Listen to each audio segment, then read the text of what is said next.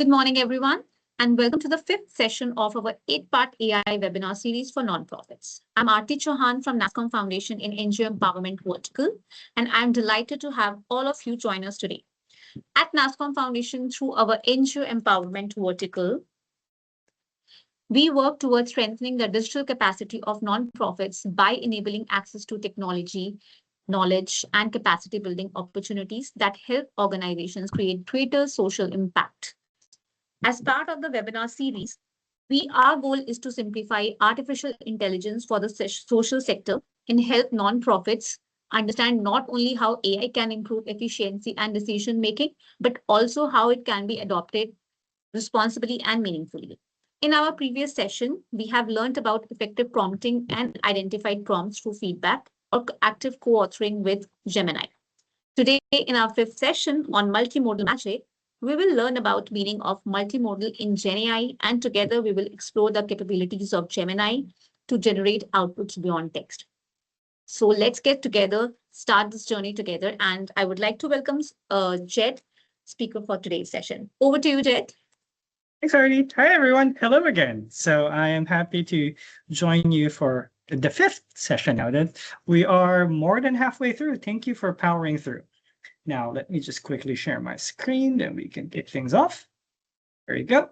So for today, as Artie mentioned, we want to cover, I'm going to skip the intro because it's the fifth session at this stage. So we want to explore the concept of what it means to be multimodal, essentially Gemini acting as a multimodal platform. Now, let's demystify that immediately. Multimodal really means it can interact or generate different outputs, beyond the text outputs that we can generate. Naturally, this isn't really new when we say you can generate images, videos. And even now, Gemini has actually introduced the concept or also the ability to generate music, which is going to be an interesting conversation for artists, right? But anyway, that being said, it is multimodal. But there are two components of it, and that's what we want to unpack. And what are those two components? Really, outside of exploring multimodal, we want to explore as well how these files can be incorporated as part of our interactions with Gemini. In that context, what I want to explore is not only multimedia outputs, but also multimedia inputs. What does it mean if I use sound or images as part of my prompt? What are the creative applications of that for a nonprofit context? So that's these are the angles that we want to explore throughout the session. So to kick things off, one strict note, for this session, I will strictly be limited to using Gemini.google.com, which is the chat app. We won't be exploring yet how Gemini will interact with the larger Google Workspace within those apps. We'll reserve that for the following session, where we actually explore the native applications or native AI features of Google Workspace outside of the Gemini app, but within, say, Google Docs, Drive, etc. So for now, we'll only be strictly using the chat app, which is accessible to everyone as well. So moving forward. So the premise of this has always been this curiosity of mine. Like I'm looking at, say, a pair of shoes.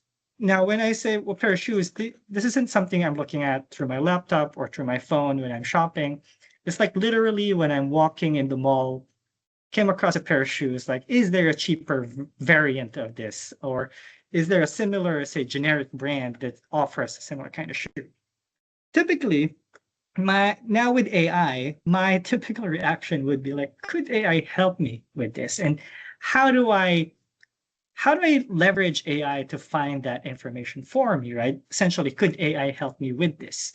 Now, outside of just interacting with things on a day-to-day basis, like in real life, it can also occur in things like, say, looking at a spreadsheet, right? That your finance team sent you, like, hey, there are discrepancies, but you can't find that. So there are situations where you're interacting with documents, images, multimedia content, where you really just want to ask yourself, is there a way AI could help me? And that's the core anchor of the session. What we want to do is essentially leveraging Gemini's multimodal capabilities, not only to use files as part of its inputs, but also explore different kinds of output formats.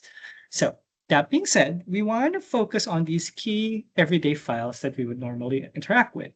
Your documents, PowerPoint presentations, spreadsheets, emails, and images, and whatnot. Day-to-day stuff, right? Typical day-to-day stuff for us nonprofits. So moving forward, much like what I mentioned earlier, we'll also explore each multimodal component into two different angles. Naturally, whether it is possible to generate that content from Gemini itself, such as output, and most importantly, how it can interact with your prompts as part of your input. So whether it can act as a point of reference, it changes the way you prompt Gemini. We'll explore these methods as well. So let's start with the most day-to-day thing, files.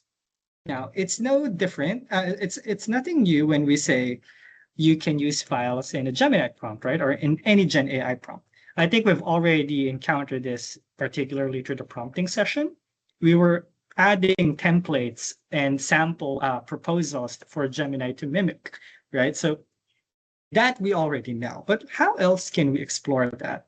So essentially, while file output may vary, meaning depending on your Gemini account or Gemini subscription, certain files may be natively accessible to you as an output or not. The input itself is somewhat of a universal relationship, right? There are key principles to this. First, any file that you add to your prompt will actually give Gemini a bit of direction. It's essentially like a point of reference. This is typically common when you're using Gemini or any form of Gen AI platform for creative content. A good example, you need to do social media captions and say you have an agent for that. But for your agent to be able to replicate your tone of voice, naturally you need to be able to inform that agent that, hey, this is my tone of voice, and here are your points of references. So files as an input, typically one, gives your Gemini a bit of direction, like, hey, replicate this. Similar to what we did last week with prompting, we gave it a sample template of a proposal, and please use this format, and it will, right? Outside of that, it also creates limits. This is a foundational concept called grounding. You're really grounding, or you're pulling back AI, like, hey, stay within these limits. A good example of this is if you're using Gemini to retrieve information. Now, naturally, it's not gonna entirely remove the possibility of hallucination, but at least it kind of minimizes that, right? By being able to give Gemini clear scope that, hey, say only refer to these sets of files, or refer to this folder that I've given you access to.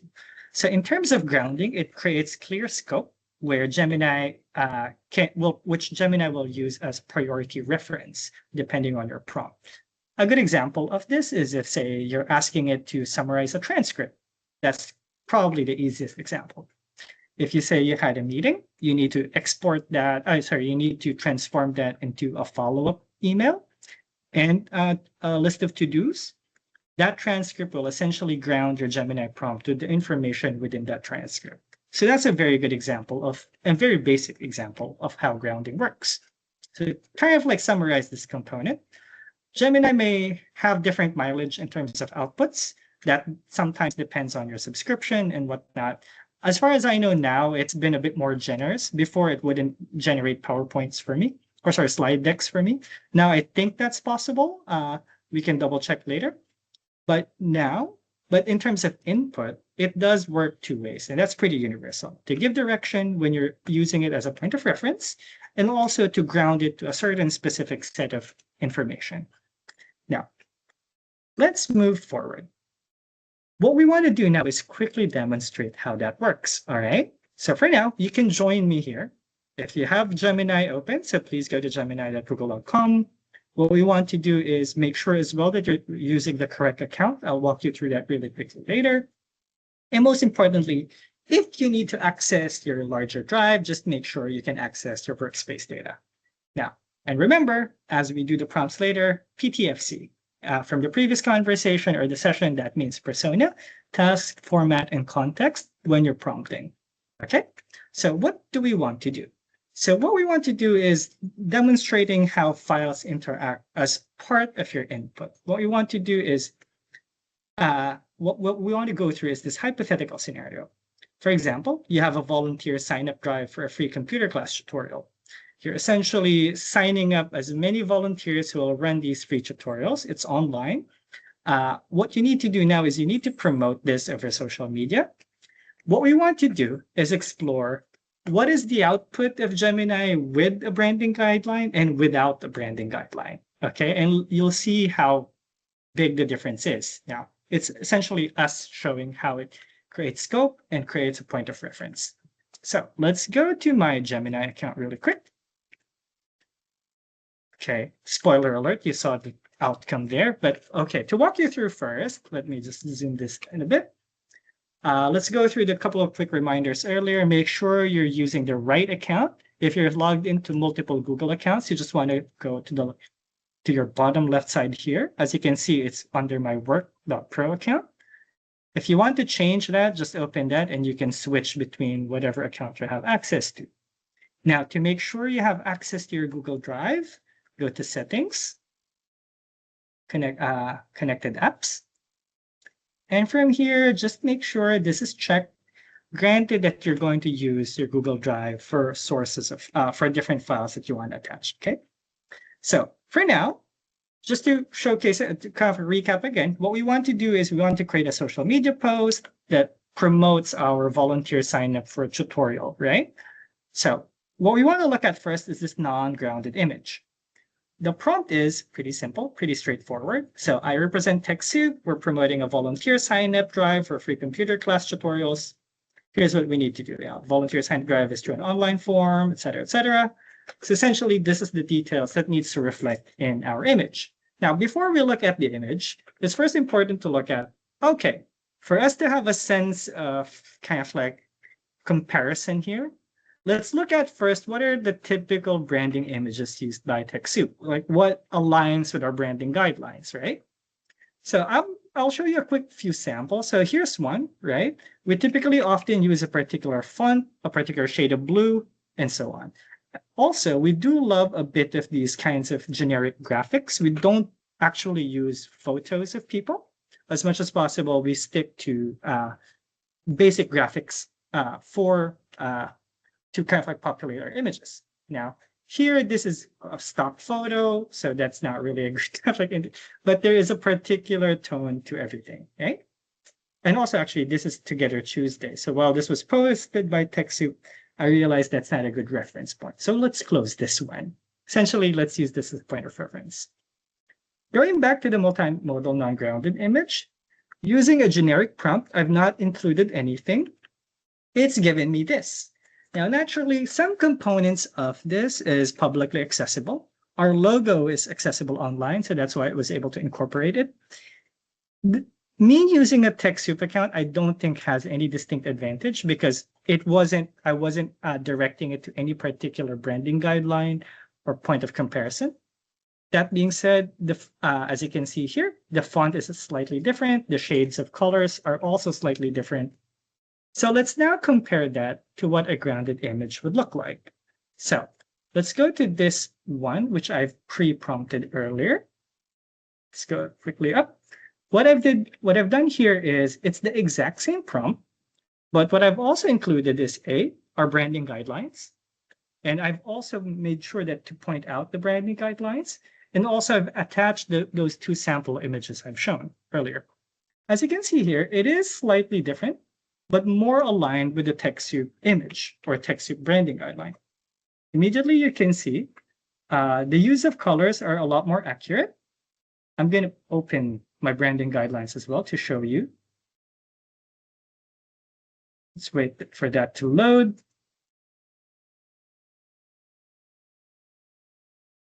Okay, let's skip to the color section. Here you go.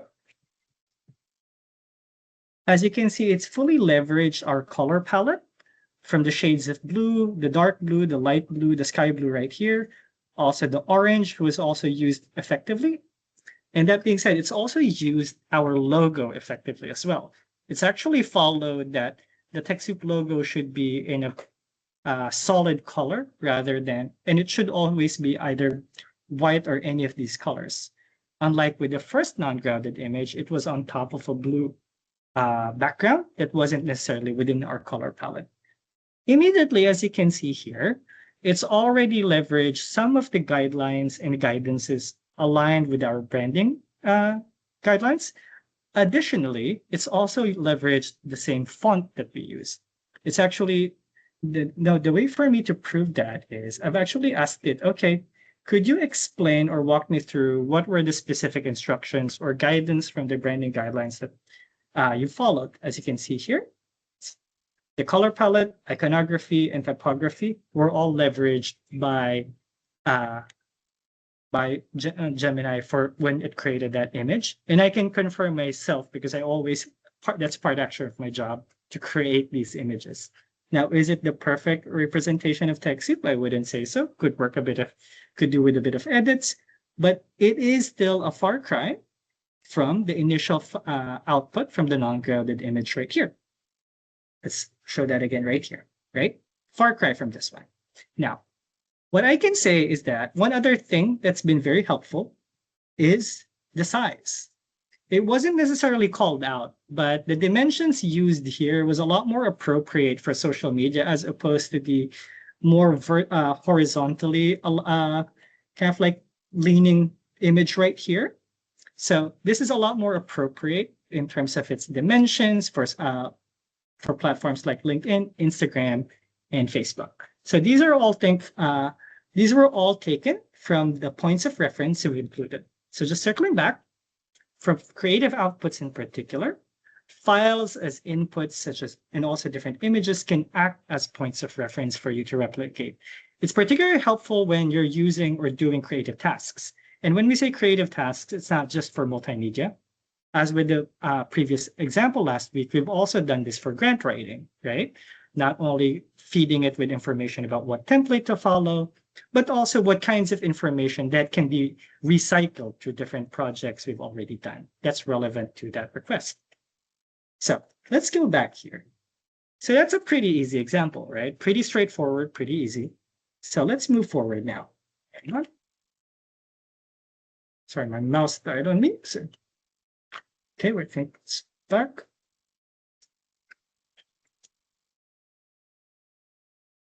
Sorry, give me 2 seconds because my mouse, I think, has run out of batteries. Anyway, I'll use my trackpad. Apologies for that. So next, how about photos? Now, as you can see earlier, we were already able to use photos as a point of reference in the input, but what are the other creative applications of it? Now, one of the more interesting things that Gen AI, particularly Gemini, is very good at is with optical recognition, particularly with this one. What if, now hear me out here, you take a photo and you need Gemini to actually digitize, say, extract that text and put it into something editable. Now, what if you don't have the best handwriting like myself? I barely use a pen and paper anymore. I think I've forgotten how to write things, as evidenced by my notebook right here. As you can see, the hypothetical scenario is that we have a to-do list. Now we need to create something office adjacent from this to-do list. Here's a photo. We need to get it into an editable document. Not only that, can we create something else out of it? A spreadsheet, a PowerPoint presentation. Let's explore the entire array of outputs, right? Essentially coming from this photo. So this is my to-do list. So I need to buy a toothbrush, take a shower, find Nemo, and so on. Let's see how well Gemini can detect this handwriting, granted that it's not the best of handwritings, right? So let's now go back to Gemini. So I've already pre-prompted that here because it sometimes does take a bit of a while. Let's close that. Sorry, so again, spoiler alert, that's possible. The presentation is possible. But the first one really is, here's the image. That's the exact same image you've seen earlier. And funny thing is, it was actually even sideways when I uploaded it to Gemini. And the first prompt is, please extract text from this to-do list. Immediately, it was very clear with its capabilities. It was able to extract it. Now, You may be wondering, Judd, what's the point of you telling me this, right? What's the practical application of this? Easy. Feedback forms, any printed forms that you need to deal with. You have to tabulate that one way or the other. You have to put that in a spreadsheet. You being able to get it in a spot or in a platform where you can easily copy and paste it is a significant jump in terms of manual labor, right? So from here, as you can see, it's pretty doable. Now, heads up, I'm going to now take a few inputs I've gotten or insights I've gotten from other coaching I've done with the project. We've tested this with different materials and also different types of forms. This was pretty straightforward because it was a straightforward list, not a lot of noise in terms of the background. It was pretty clear that it was written text and clear lines and all. What are the scenarios where this could be challenged? Now, based on what we've done before, using particularly Gemini, we've had feedback forms where there were 3 feedback forms in the same PDF page. It was a quick five question form. So they could squeeze multiple feedback forms in one scan. It's able to first, it's able to address or understand that these multiple scans are, that single page had multiple entries. Where it was challenged was feedback forms where you're required to encircle or mark things that's not text or without using text. For example, there are lines there that says, I agree, I highly agree, etc. And you have to encircle your answer. We've noticed that in those cases, Gemini's OCR is actually pretty challenged. That being said, if you want to explore this, you may want to rethink these questions and how you collect responses that way. Additionally, we've done that test with a child care organization. So some of the respondents were kids. That being said, because they were kids, they used different materials. Some used crayons. One of the more interesting insights I've learned, Google or Gemini's OCR is significantly challenged when you're using crayons. It is in fact very vulnerable to misinterpretation because of the quality or how solid those markings are. It wasn't good with detecting shapes in crayons, but it was very good with detecting text. That being said, if you're going to apply this, prioritize open text. For some reason, it's a lot better that way. Is it entirely perfect? I wouldn't say so. It still has some gaps, but it is better with detecting open text compared to markings. So outside of that, what else can we do? So we were able to now get that into a more digital format which we can copy and paste. But naturally, coming from our previous session, you can begin more work with this through Canvas. Remember, we can co-author with Canvas. Now, there's not a lot to co-author here because it's really a straightforward to-do list. But the beauty of getting things into Canvas is being able to leverage its different outputs, different output formats. As you can see here, I've had it, please open it in Canvas. We've generated that canvas right here. So let's open. So from here, what you want to focus on is this section right here at the upper right-hand side, which says create. From here, you can now export it into different formats. Naturally, from here, you can print it into a PDF. You can share it directly from here. But if you explore create, this now gives you a whole host of different alternatives, and all within a click of a button. You can turn it into a web page, an infographic, a quiz, flashcards, or you can even describe whatever it is you want to generate.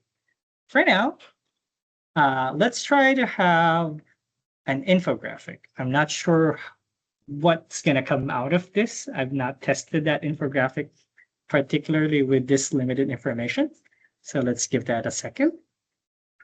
While we're waiting for that to load, let's duplicate this, because part of what we also wanted to explore was, okay, what were the other Office adjacent components or file formats we can generate out of that? So let's go back to my text extraction right here.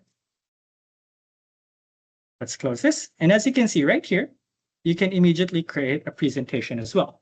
Really just not even a very fully fleshed out prompt, right? I just said presentation. It created a slideshow immediately. which you can export the slides for further editing. So that being said, that also again helps you create different kinds of outputs with different kinds of inputs, playing around with different file formats. Now, outside of that, the only other thing I want to highlight is we can also actually generate a table out of this. So let's go back here. Let's branch this into a new chat. Okay. Please, if you want it into a spreadsheet format, I want to highlight that sometimes when you add spreadsheet in Gemini, it will interact differently. So I would highly recommend always using the word table rather than spreadsheet. We've done spreadsheets before where we directly reference spreadsheet. It created Python code for me, which you'll have to run in a different app. Naturally, you don't want to go through all that trouble. So just say table, and it will be exportable to Google Sheets. So please arrange in a table format.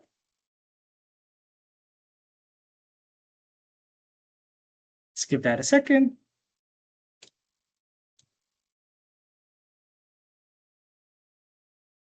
So from here, you should now be able to export this to Sheets directly. As you can see, again, pretty easy, pretty straightforward, right? So let's wait for that to come out to generate. While we're waiting for that, we've now generated an infographic, which isn't the best looking one because it's, again, a Python code and it's not giving me a preview button. So there you go. The only things I would warn is these kinds of outputs where it's not necessarily usable, man. So, okay, well, let's close that. But that being said, you're free to explore that. Is that constantly the type of output you're going to get? I wouldn't say so, no. It does have its own moods and mood swings. Unfortunately, we encountered that during the session, but you can create different images from Canvas in itself. Now, let's go back to the spreadsheet right here. As you can see, we can now go over it through a spreadsheet. Now, this was a very, very basic list, but it proves one thing. There are ways now that you can streamline some of our data needs, particularly tabulation and digitization of paper forms. That's pretty much the practical application I wanted to highlight. So let's go back to the presentation right here. As you can see, from different inputs, we were able to generate Office adjacent file formats. Going from documents, such as in Canvas, we were able to generate a presentation and even a spreadsheet. We tried with an infographic, but it wasn't that day where it was successful. It did give me a code. If I want to run that code somewhere, if I know where to run that, if you can drop that over chat, that would also be very helpful. So that being said, let's move forward. So in terms of outputs, how far can we go? Just to recap, in terms of documents, yes, you can use Canvas as kind of like your conduit for that. I also want to highlight, you can immediately copy and paste your outputs into Gmail. Now I'll quickly demo that for you right here. For example, as you can see, you can immediately send that to Gmail or export to Docs. The only thing though is that it won't send that for you. Some of the key limitations of Gemini is that whatever subscription you're using, it will not apply final changes directly, or it will not send things directly. You can have it share recommendations for changes. You can have it send these drafts into Gmail, but it will not send that. So you have to take that. That's the idea of you doing the final check before you proceed. All right. So let's go back. So in terms of Office adjacent file formats, documents, and emails, yes, but not all the way. Not too bad that way, right? It's okay. So you can apply reviews and changes. With spreadsheets, you can also generate spreadsheets directly from Gemini. My only recommendation is always phrase it to create a table. Otherwise, you may get a Python code similar to what we saw with the infographic. That's often happened for me as well when I ask it to create a spreadsheet. And finally, with PowerPoint, Originally, this wasn't possible. It would only give me an outline of a presentation, not a final deck, much like you saw today. That being said, this was only edited yesterday where, oh, it's actually possible now. So it's fairly new. So there you go. So moving forward, we're going through this really quickly, actually. So with multimedia content, let's now explore more, right? So creating images and videos with AI isn't really anything new. We've been doing this. We've been changing our LinkedIn photos and Facebook photos with AI image generations of ourselves. So that in itself isn't entirely new to us anymore. The interesting thing, though, is that what else can we do with it? Through Gemini, essentially, you can prompt your way from basic images. For example, I started with a basic image of generate a generic potato chip bag, as simple as this, to something as convoluted as a picnic with Godzilla and Optimus Prime. So this was something I generated during the first training sessions I've done. Now, outside of that, Gemini supports short form video content, which, as you would see later on, the only way to do that is also to animate whatever we have here. So you can create this and have it go to life like this.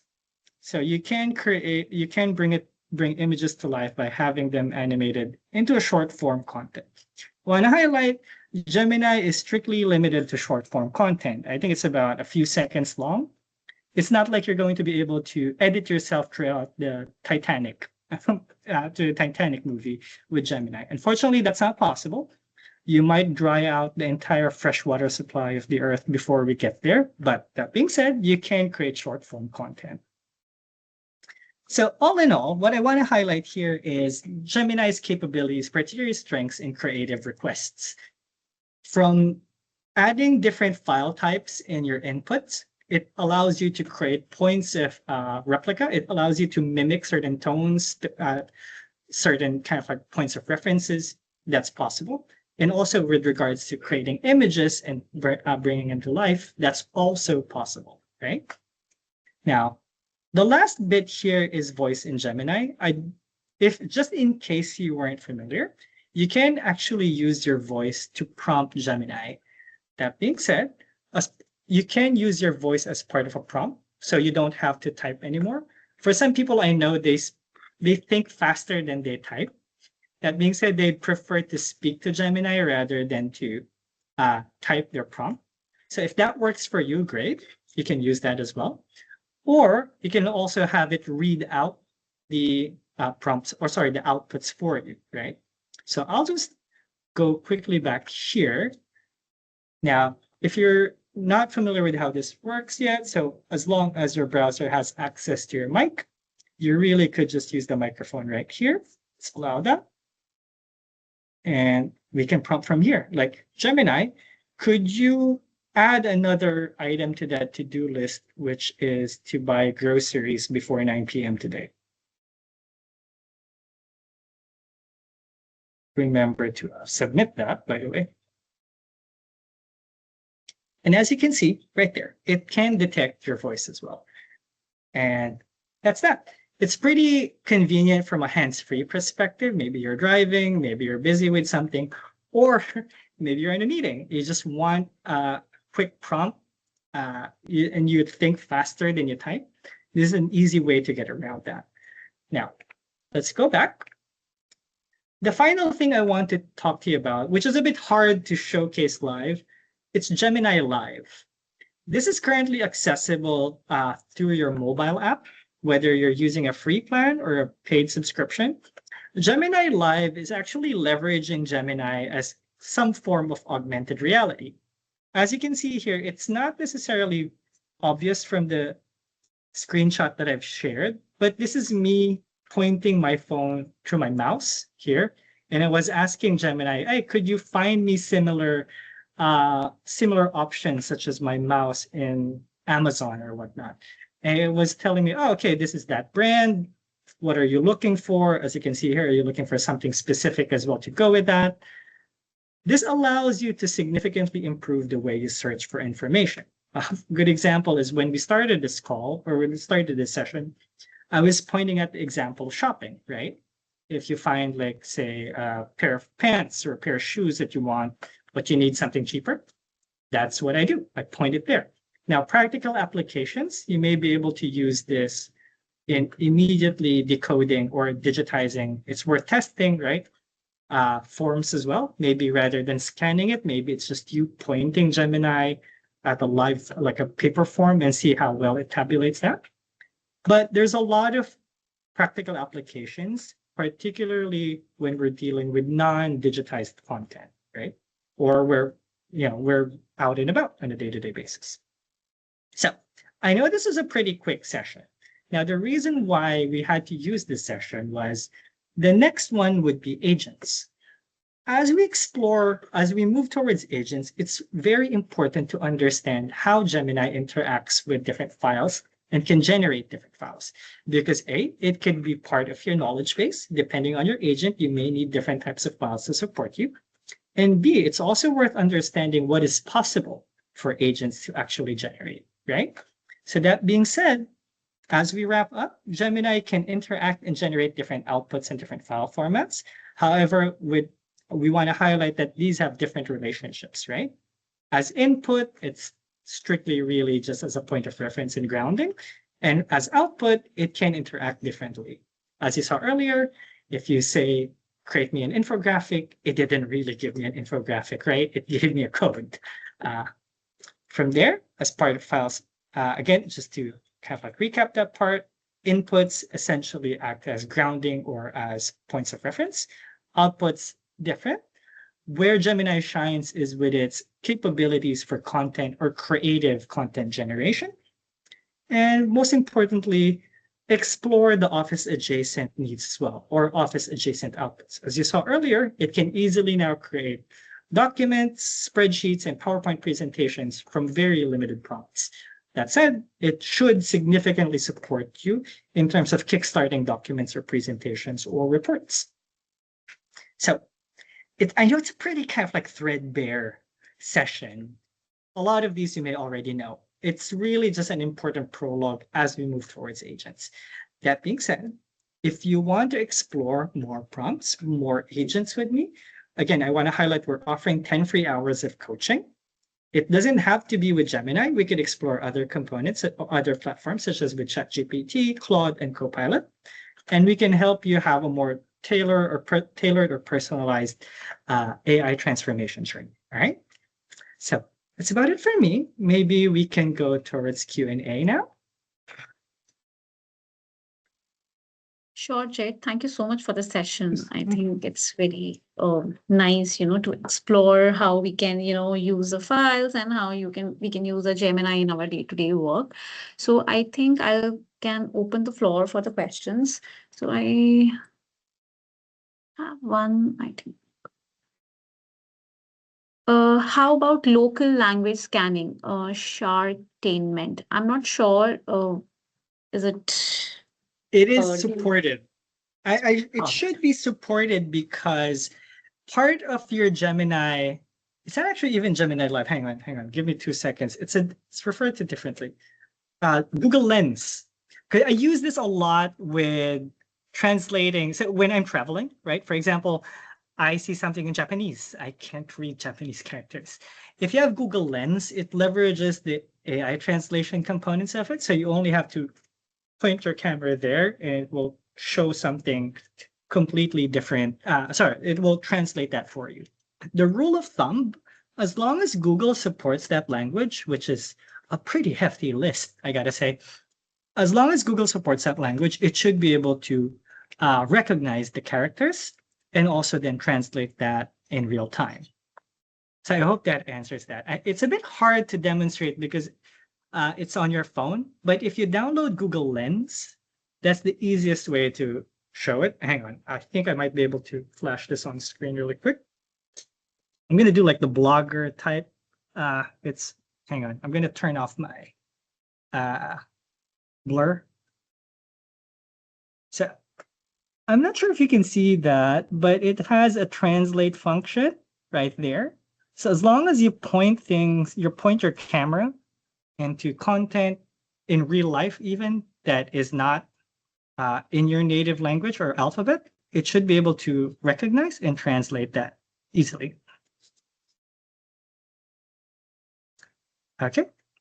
How to give prompts while trying to find some males and develop a collective response based on what we want to give as input. So let's break this down into two components. First, let's focus on how to give prompts while trying to find some males. So it's essentially prompting Gemini to look into your inbox, right? Now, for you to be able to do that, hang on. Let's quickly demo that, okay? Now, bear with me because I don't have emails in my Google Workspace. We primarily use Microsoft. So I will be using my personal account. I hope you don't mind seeing my emails there, but there are ways to prompt that. So in terms of if you want Google to look into any of your accounts, naturally you want to make sure that it has access to your account first. Now, we've already covered this earlier, but just recapping. So from settings, go to limits, hang on. Activity, personal intelligence. I think this that part. Connect personal intelligence, then connected apps. It's a little different here. As long as this is turned on, you now should have access to your Google Workspace. Now, that being said, for you to be able to scour any part of your Google Workspace, as long as your connector with your Google Workspace is enabled, you just type app right there, and it will show immediately a list of apps or accounts it has access to. For example, Gmail. So for example, for Gmail, hi Gmail, hi Gemini, please let me know when I am to expect, for example, the latest delivery of my most recent purchase in Lazada. So Lazada is the local Amazon here. Please refer to Gmail.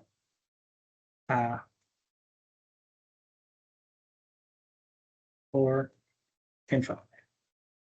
So this is a pretty simple example, but the idea here is you being able to interact with different components of your workspace through Gemini. And that's through the connector and using the @ symbol to essentially directly call that out. As you can see here, so I lost the backstory here is I lost the seal for my tire valve in my car. So I had to buy a replacement. So there you go. So there you go. So based on your latest emails, our most recent purchase is 50 pieces of this valve, rubber tireless tire valve, is expected to arrive between July 3rd and July 8th. Now, that's a pretty basic example. But the idea here is that what if you're looking for a longer thread? Now, I'll give you another example. I had this ongoing conversation before with my accountant regarding a health certificate application. Took too long because the local government in the Philippines wasn't really giving me enough instructions to renew my health certificate. It's part of when you're a consultant. So let's have Gemini kind of like summarize that. All right. So hello, please give me a concise timeline and summary of my conversation with Rachel is the name of my accountant's assistant about my health certificate renewal from 2025, I think. Please summarize in bullet form. Keep each bullet within 250 characters and arrange. You may want to add specific callouts like refer to all threads as reference. It may be across multiple email threads. So it's a very bad prompt, but I hope it gets my point. So this is part of what you're requesting as well, how to use that prompt to kind of like leverage, as you can see, that's here. Employment, adjust rate, apply. As you can see, it gave me a quick timeline of everything. So as you can see here, it took a while for us to get that sorted. It went from March up to June, but as you can see, and it's also leveraging multiple different threads because I think we had 4 different threads. 2 were with the local government. So it's one way of you leveraging Gemini to draw different information from across your workspace. Now, in terms of developing a collective response based on what we want to give as input, could you clarify more about that? Because I'm not sure what you mean there, but I hope this kind of like addressed your first question about leveraging or you locating information across Gmail. Okay. How about the others? Do you have other questions? Yes, you can also, if you have their specific email address, it's actually going to be a lot better because they're immediately informing Gemini, okay, look for this, any content from this particular person. So you can give that email in Gemini. Now, part of that is conversations about privacy and security. Yes, as long as they're there in BCC. I'm not sure with BCC. I haven't tried, but I hope it can recognize. I think it can recognize that. Here's another question: is Google Flow useful for nonprofits? I haven't tested that yet, so it hasn't been rolled out to our accounts. I've not had time to test, so I'll need to circle back to you on that. Hopefully, I get access to it before we wrap up the series. So I'll need to circle back. So Google Flow is your way of creating connections between different components of your workspace, similar to how I think it's similar to, if I'm not mistaken, kind of like Power Flow in Microsoft, where you create these automations across different Microsoft 365 apps. I'll have to get back to you then. I'm really sorry. I've seen that rolled out on personal accounts. I don't have a paid personal account, so it's not rolled out to my workspace account yet.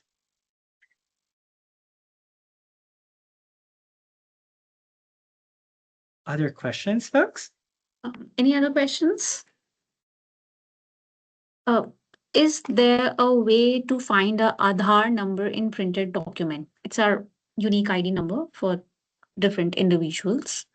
Like if you're looking at like a printed form, that should be doable as long as, here's the thing, the critical part there is how clear is the photo. If you're using a photo or a PDF version of it, how clear is that?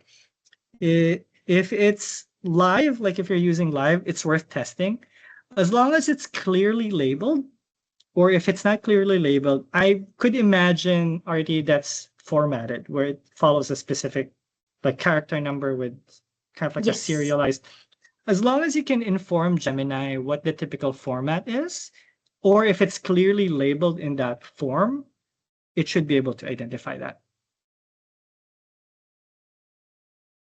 So here's another interesting question. How does it interact with Google Meet, Calendar, and Tasks? Can I give prompts to create that? Yes, actually 100% yes.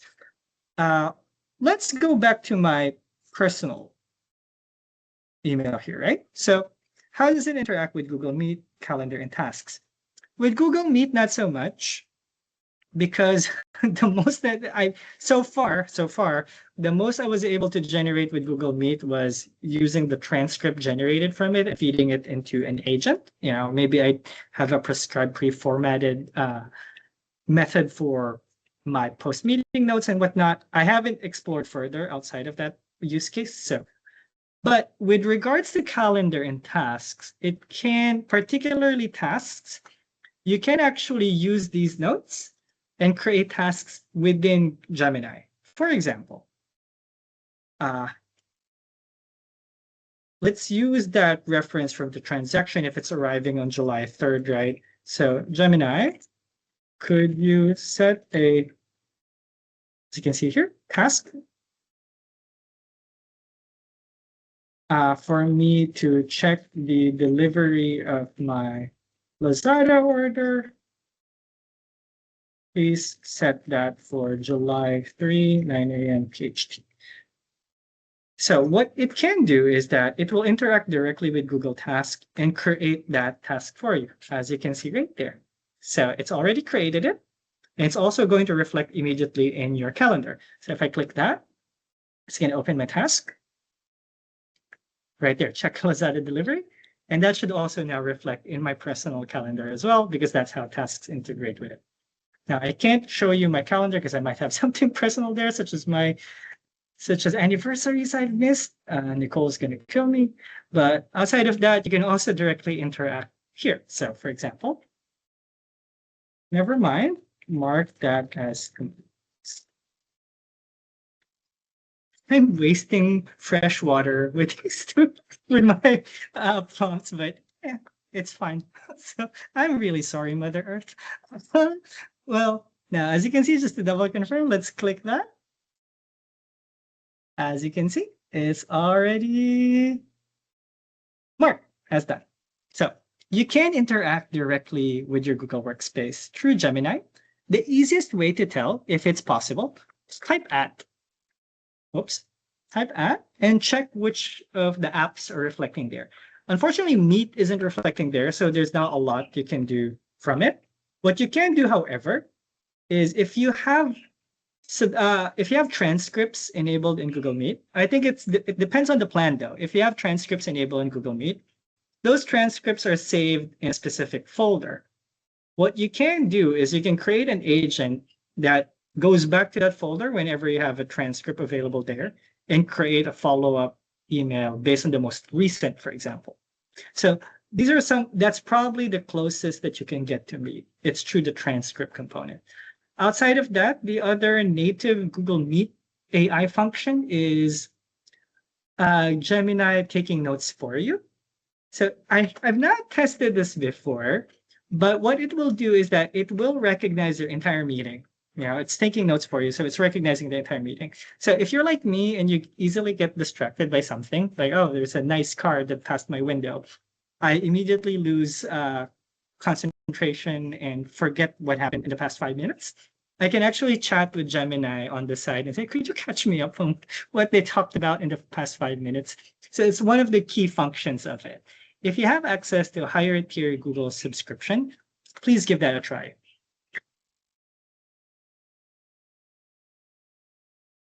Okay. Any other question? Or you can go live. We can go live and you can Yes. Unmute yourself and ask questions directly.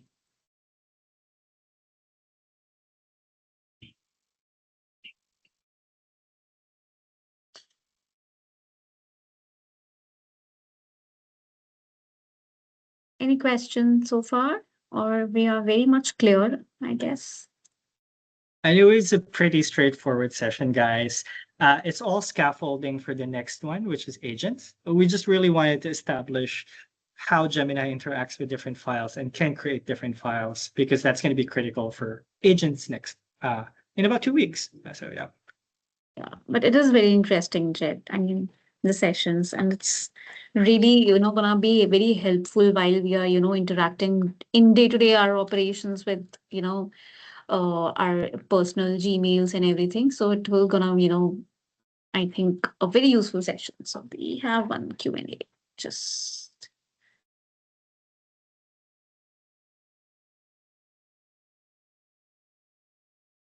of all these, where can we find recordings? Yeah, the recordings will be on our YouTube channel, so you can find it there.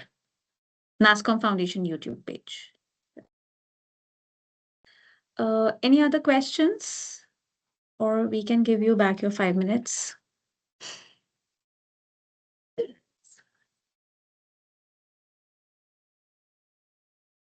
Does it?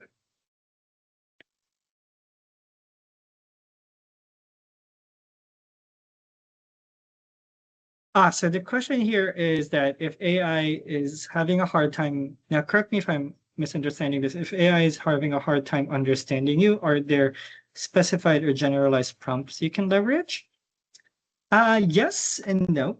It does depend on what your ask is. If you have a specific task, let me know.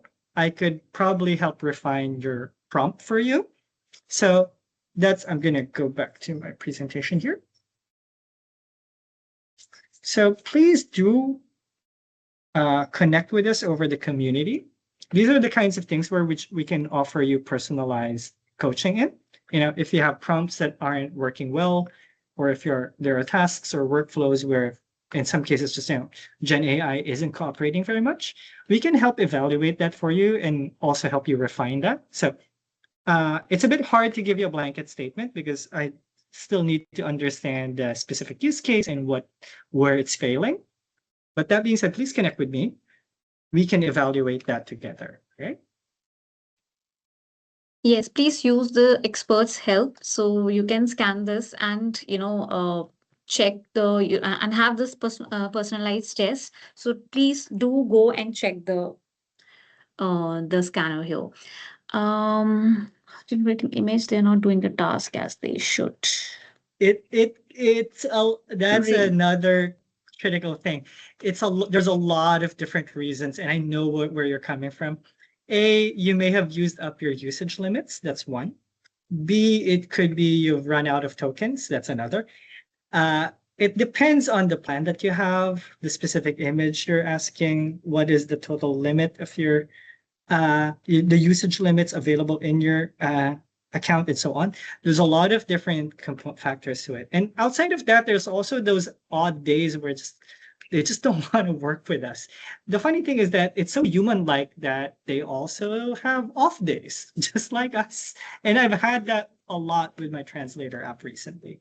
But that's the inconsistencies with Gen AI. It is unfortunately the current scenario, but it does improve from a day-to-day basis. But that being said, the use case itself here, generating images, it is a multifaceted situation.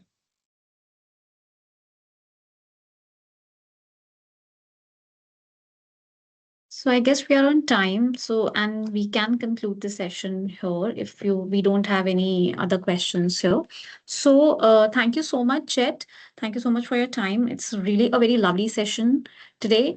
And we are definitely going to meet you again in another 2 weeks. 16th of July, we have another session. We have next session continuing with the series. And I hope to see you all there. And with that, I also like to say that I would like to share this QR code here for us to share your feedback. Yes, I am presenting. Yeah. Yeah. Do share your feedbacks to us so that we can improve our sessions. If there is any challenges, uh, use the form. And thank you so much, Jed. Thank you so much, all of you, for joining us today. And we'll see you in another couple of weeks. Thank you, Jed. Thanks, guys. Appreciate it. Bye.